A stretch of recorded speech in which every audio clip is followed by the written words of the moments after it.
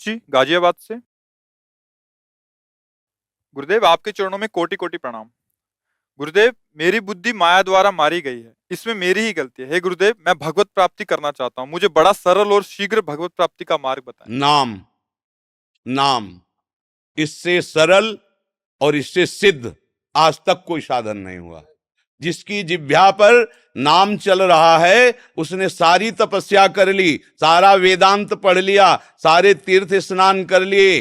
अहोबत स्वपचतो गरीयान जब जिह्वाग्रे वर्तते नाम तुभ्यम। जिसकी जिह्वा के अग्रभाग पर हरि नाम विराजमान हो, स्वपच भी चांडाल भी परम श्रेष्ठ और बंदनीय हो जाता है।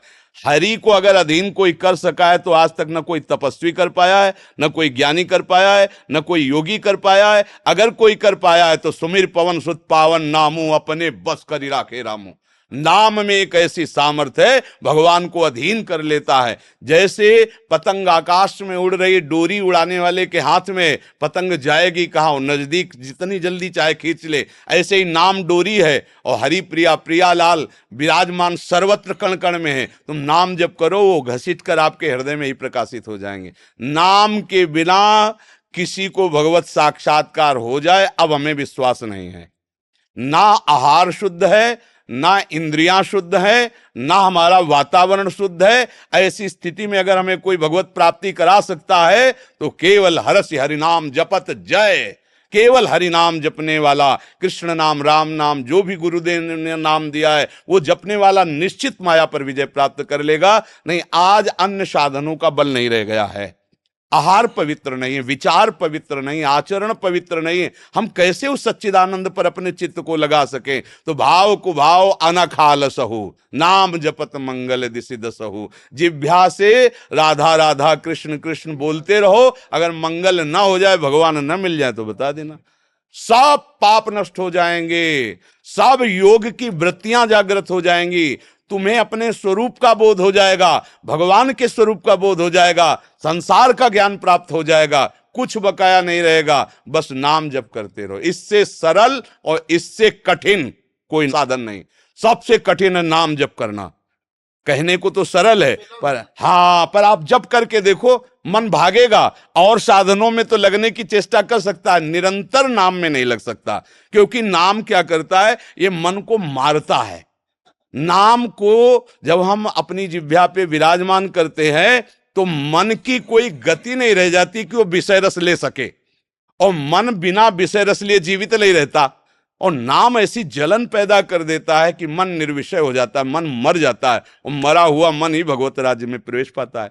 इसलिए नाम से बढ़कर कोई सिद्ध साधन नहीं, पर नाम में जल्दी रुचि नहीं होती। नाम सबसे पहले अनर्थ की निवृत्ति करता है, पाप प्रवृत्ति को नष्ट करता है। अन्य तीर्थयाटन आदि से पाप नष्ट होते हैं, पर नाम सीधे मूल को मारता है, पाप प्रवृत्ति को, वासना को मारता है। इसीलिए जो मन और इंद्रियों के द्वारा विषयों में विचरता रहा, वो छटपटाहट होती है, वो छोड़ देता है। कि नाम जप से तो बड़ी अशांति पैदा होती है। क्योंकि जिनको शांति चाहिए, जब इस मार्ग में कदम रखते हैं ना, तो नाम पहले मारता है। इंद्रियों के बल, इंद्रियां अभी तक हमें मार रही थी, अब नाम इंद्रियों को निर्बल करता है, नाम मन को निर्बल करता है, और नाम हमें सबल करता है। तो ये इंद्रियां और मन हमारे अधीन हो जाती हैं। नहीं तो सब इंद्रियां और मन के अधीन होकर ही विचरण कर रहे हैं। मना कष्टान इंद्रियाणी प्रकृति स्थानी कर सती। नाम, नाम हरि नाम जिसकी जिह्वा पे है, बिल्कुल सरल, बिल्कुल सहज, चाहे जिस वेश में हो, चाहे जहां रह रहे हो, चाहे जिस कुल में जन्मे हो, चाहे जो कुछ कर रहे हो, नाम जप करके देखो, तुम्हें निश्चित भगवत प्राप्ति हो जाएगी। इसमें किसी की भी कोई भी तर्क करने की जरूरत नहीं है। नाम अपने आप में समर्थ है। हम तो इतना कहते हैं कि अगर 2-4 बार नाम ले लिया है तो यमराज के हिसाब में उतना ही भारी पड़ जाएगा जाके। अगर 4 बार, 1 बार, 2 बार भी नाम जीवन में लिया है तो पूरा रजिस्टर पाप से भरा है, लेकिन 2 बार हरि नाम लिया। अब यमराज जानते हैं भगवान की महिमा और भगवान के नाम, तो 2 बार के नाम में उनकी कलम कांप जाएगी कि क्या निर्णय करें हम। जीवन में इसने 2 बार नाम लिया है। और फिर जो निरंतर नाम जप करते हैं तो स्वयं हरि अपने को दे देते हैं, अपने को दे देते हैं, उसके अधीन कर देते हैं। देखो भगवान इतने महामहिम है कि अगर एक पार्षद को आदेश कर दें तो पूरी सृष्टि का नया निर्माण कर सकते हैं। लेकिन भगवान अपने दासों के पास पार्षदों को नहीं भेजा, स्वयं सेवा के लिए गए। अगर चरण चापना पड़ा तो आप सरकार दो, रथ हाँकना पड़ा तो आप हाँक रहे हैं, जो भी कार्य करना पड़ा भक्तों के तो भगवान ने अपने पार्षदों को कहीं नहीं भेजा, स्वयं गए हैं। यह है नाम की महिमा। जो भगवान का नाम जप करता है तो भगवान के रूप को बलात् आकर्षित करके नाम हृदय में प्रकाशित कर सकता है। कोई भी भगवान के रूप का ध्यान नहीं कर सकता, क्योंकि हमारी जो मन बुद्धि इंद्रियां हैं ये सब प्राकृतिक हैं, चिदानंद तक इनकी पहुंची नहीं। राम अतर्क बुद्धि मन बानी, कैसे हमारा मन उनका ध्यान करे? तो बोले बिचौलिया है नाम, नाम को पकड़ लो, वो रूप को अधीन करके तुम्हारे हृदय में प्रकाशित कर देगा, हरि को अधीन करके तुम्हारे हृदय में कैद कर लेगा। पर श्रद्धा और विश्वास पूर्वक नाम जप करे तो जल्दी लाभ प्राप्त होता है, और बिना श्रद्धा के भी करे तो लाभ तो वो देगा ही, पर जल्दी लाभ के लिए, जल्दी भगवत प्राप्ति के लिए अगर हम एक एक नाम ऐसे लें जैसे हम मानो प्रभु को पुकार रहे हैं, राधा राधा लाडली, हे करुणामयी राधा राधा, और आंसू बहा रहे हैं, देर नहीं लगेगा। जिस समय रो करके गोपीजनों ने प्रभु को पुकारा, रुदु सुस्वरम राजन कृष्ण दर्शन लालसा, तो उसी समय तासा महावीर भूत चौरी इसमें मान मुखाम्बुजा पीतांबर धरा सृग्वी, साक्षात मन मन मत मत, साक्षात प्रभु उसी समय प्रकट हो गए। बस हम रो रो कर प्रभु को पुकारे, इससे बढ़िया और कोई साधन नहीं, इससे बड़ा कोई साधन नहीं। पूर्णिमा जी पंजाब से, राधा वल्लभ श्री हरिवंश। महाराज जी आपके चरणों में कोटि कोटि प्रणाम। महाराज जी, आध्यात्मिक मार्ग को सदगुरुदेव की कृपा दृष्टि पोषित करती है, पर गुरुदेव की कृपा दृष्टि तक हमें कौन पहुंचाता है? उनकी आज्ञा। जो गुरु आज्ञा पर अपने जीवन को समर्पित कर देता है वही गुरु पर कृपा पात्र है, और उसी को गुरु की वो ज्ञान दृष्टि प्राप्त होती है जो अज्ञान तिमिर का नाश करके भगवत प्रेम प्रकाशित करती है। गुरु कृपा केवल आज्ञा पर निर्धारित है, इतना ध्यान रखा जाए।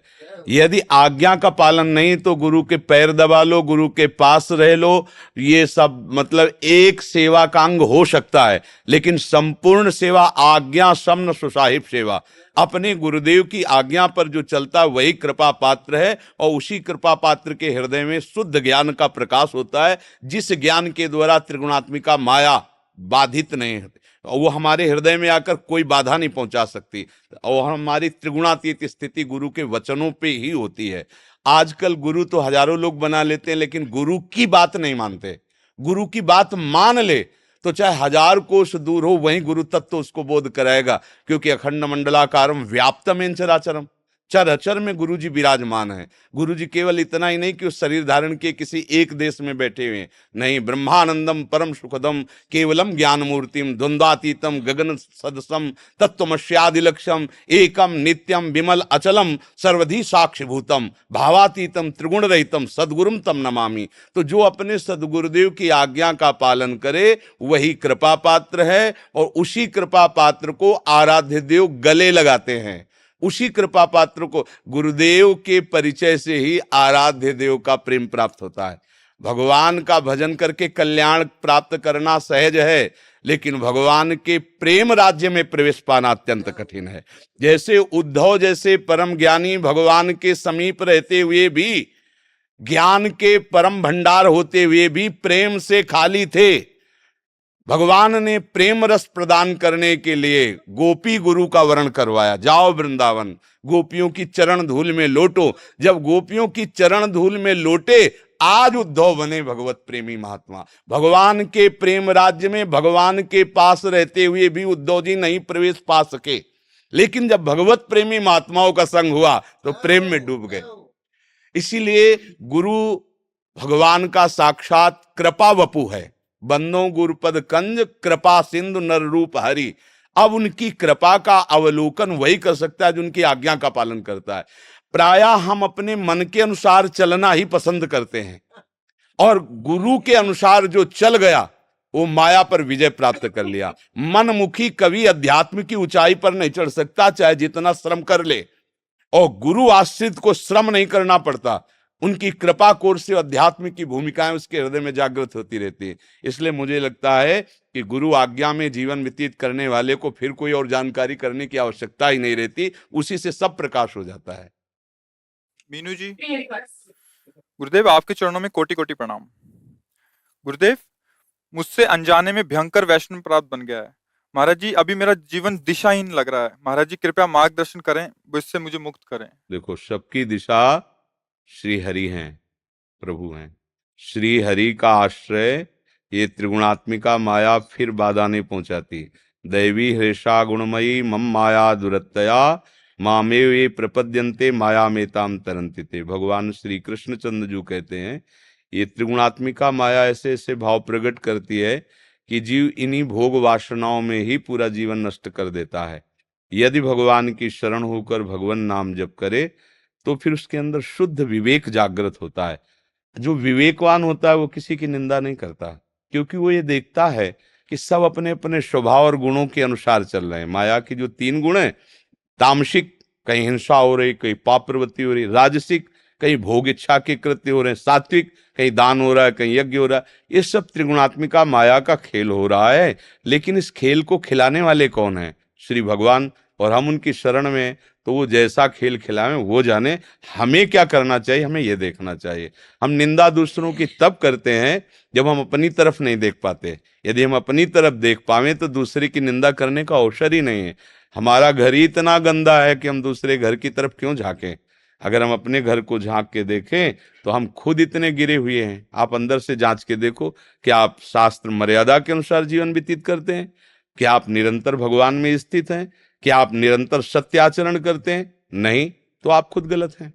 आप पहले अपने आप को, जब आप अपने को सुधार लोगे तो उसका अर्थ ये होगा कि सामने सब भगवत स्वरूप नजर आएगा। हमारा चश्मा काम का तो सब कामी, हमारा चश्मा राम का तो सब राम। गोस्वामी जी कह रहे जड़ चेतन जग जीव जत सकल राम में जानी। तो हमको वैष्णव भी दुष्ट दिखाई दे रहा है तो हमारी क्या दशा है? हम वैष्णव की भी निंदा करते तो हमारी दशा क्या है? खुद देख लेनी चाहिए।